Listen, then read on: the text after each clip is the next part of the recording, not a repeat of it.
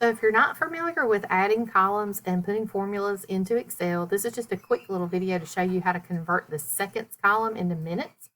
So you'll just select the column next to the one that you're wanting to work on, and we're going to right click and insert, and that puts a new column here, and I'm going to name this one minutes.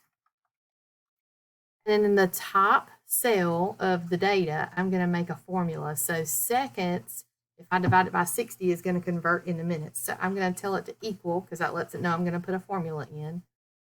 This field divided by, the slash sign is for divided by 60. And then I press enter. So this 7,232 seconds converts to 120 minutes, which is 2 hours.